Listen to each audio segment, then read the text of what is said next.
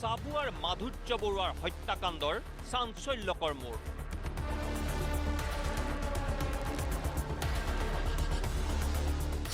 পৰকীয়া প্ৰেমৰ বাবেই দা আৰু ধুমুচেৰে হত্যা কৰিলে স্বামীক।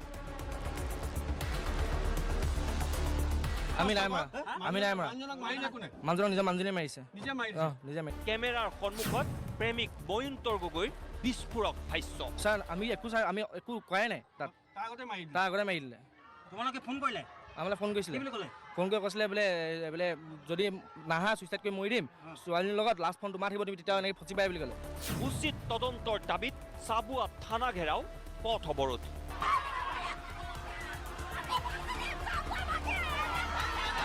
ভাবিছিলে নে আপোনাৰ ভাই বোৱাৰীয়ে ভাতৃক এনেদৰে হত্যা কৰিব বুলি?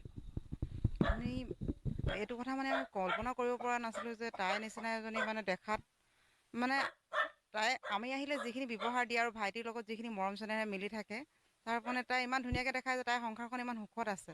আৰু তাই সুখত মানে ভাইটিওতো আৰু সুখতো ৰাখিছিলে, তাইক যিখিনি প্ৰয়োজন আছিলে তাইৰ যিখিনি প্ৰয়োজনীয় বস্তু তাইক যেনেকৈ থাকিব বিচাৰে তেনেকৈ থাকিব দিছিলে। তাইক যিটো বিচাৰে প্ৰতিটো বস্তুতে ভাইটিয়ে তেনেকৈ তাইক হেৰি কৰিছিলে। তথাপিতো তাই আমি ভবা নাছিলোঁ যে তাই মানে এনেকুৱাকৈ ক'ব মানে ভাইটিৰ ওপৰত যে এইখিনি অত্যাচাৰ কৰিব বুলি মানে তোমাৰ নিঃসংগভাৱে তাক মাৰিয়ে পেলাব, এনেকুৱাকৈ তাই কি কাৰণে কৰিলে এইটো আমি বুজিব পৰা নাছিলোঁ। কিন্তু তাই যিখিনি নাটক কৰি আছিলে, নাটক কৰোঁতে অলপ হ'লেও মানে সন্দেহ হৈছিলে যে তাই প্ৰথমতে কৈছে বোলে 4জন মানুহ আহিলে, 4জন মানুহ মোৰতো প্ৰথম দিনাখনে যেতিয়া ফোন কৰিছে, ফোন কৰোঁতে ভাবিছোঁ ভাইটিক 4জন মানুহে মাৰিব পৰাকৈ এটা কোন আছে, তাৰতো শত্ৰু থাকিব নালাগে। সি এনেকুৱা এটা ল'ৰা নহয় যে তাৰ সি কোনোবা শত্ৰুত হ'ব তাৰ। তাৰপিছত যেতিয়া ঘৰলৈ আহি মানে দেখিছোঁ যে ভাইটি যিটো অৱস্থা দেখিলোঁ, মইতো আহি লগে লগে বেহুচি হ'লোঁ। মই হস্পিটেল নিবৰ কাৰণে আহিছিলোঁ। শেহতীয়াকৈ আপোনালোকে যিহেতু খবৰটো গম পাইছে, কেনেকুৱা কি হৈছিল এতিয়া প্ৰকৃত ঘটনাটো কওকচোন। বহুতে বহু ধৰণৰ কথা কৈছে, কিন্তু অৱশেষত গম পাইছোঁ আজি আমি ঘটনাটো বেলেগ মানে তাইৰ ছোৱালীয়ে মোক নিজে নিজে কান্দি কান্দি কৈছে, আপা বোলে তাই দেখিছে ইমান ৰাইজ আহিছে, মা আপা কি হৈছে, মা ক'ত, মা কেতিয়া আহিব? তাই মোক সুধি আছে মা কেতিয়া আহিব? মই কৈছোঁ মা এতিয়া নাহে নহয়, তোমাৰ মাক পাপাই মাৰিলে, তুমি সেইদিনা ক'ত আছিলা? তাই কৈছে মায়েতো মাৰিলে পাপাক, মায়ে ধুমুচ দি মাৰিছে আৰু আশাপ্ৰিয়াৰ ভায়েকে তাক দাহেদি কাটিছে বোলে। সিহঁতি দুইটাই মিলি কাটিছে। তাই ছোৱালীয়েতো নিজে কান্দি কান্দি কৈছে। মই তাইক কৈছোঁ মা নাহে বুলি কোৱাৰ লগে লগে তাই মানে কান্দিছে, কান্দি পিনে কৈছে মা কেলৈ নাহিব, মায়েতো আহিব, মায়েতো ধুমুচ দি পাপাক মাৰিছিলে। তাই মানে সেইদিনাৰ পৰা মুখ খোলা নাছিলে, কিন্তু কালি মানে ইমানেই কান্দিছে, কান্দি কান্দি কৈছে বোলে মায়েতো বোলে পাপাক ধুমুচ দি মাৰিছে আৰু আশাপ্ৰিয়াৰ মানে ভায়েকে, আশাপ্ৰিয়াৰ ভায়েক বুলি কৈছে তাই, আশাপ্ৰিয়াৰ ভায়েকে বোলে আশাপ্ৰিয়া বুলি কৈছিলে তাই ন?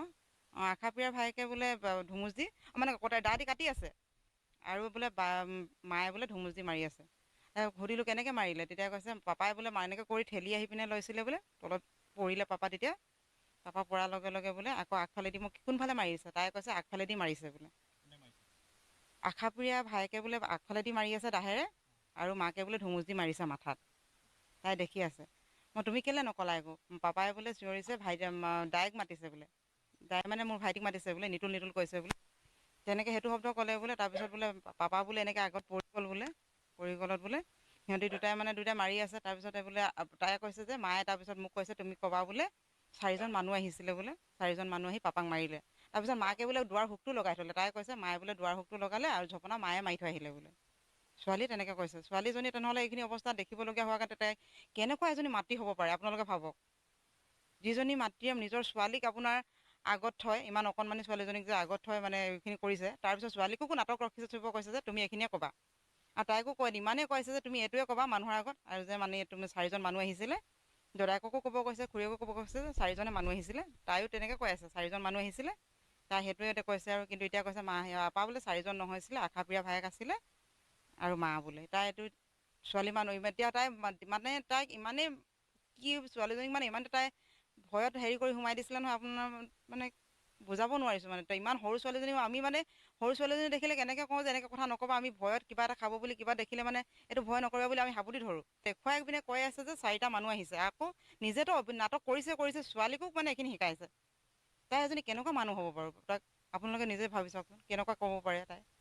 এইটো মানে হয়। মই আপোনাৰ ওচৰলৈ আহিছোঁ মুহূৰ্তত। আপুনি যিহেতু আপোনাক প্ৰথমতে মতা হৈছিল, ফোন কৰি মাতিছিল, হয়। তাৰপিছত আপুনি যোৱাৰ পিছত কি দেখিলে, আপোনাক কি ক'লে? মোক প্ৰথমতে মোৰ মিছেছক ফোন কৰিছিলে, তাৰপিছত মোক ফোন মাৰিলে।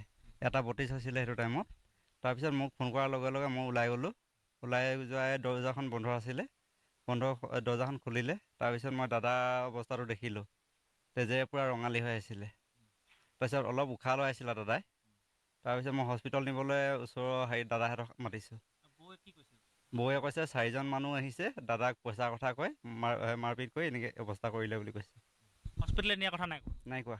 হস্পিটেল নিয়াৰ কথা মই কৈছোঁ, গাড়ীত তেল নাই বুলি কৈছে বৌয়ে। তাৰপিছত আৰু কি কৈছে? আৰু কথা নাই কোৱা তাৰপিছত। গাড়ীত তেল নাই বুলি কোৱাৰ পিছত কি কৰিলে? তাৰপিছত মই ওচৰৰ গাড়ী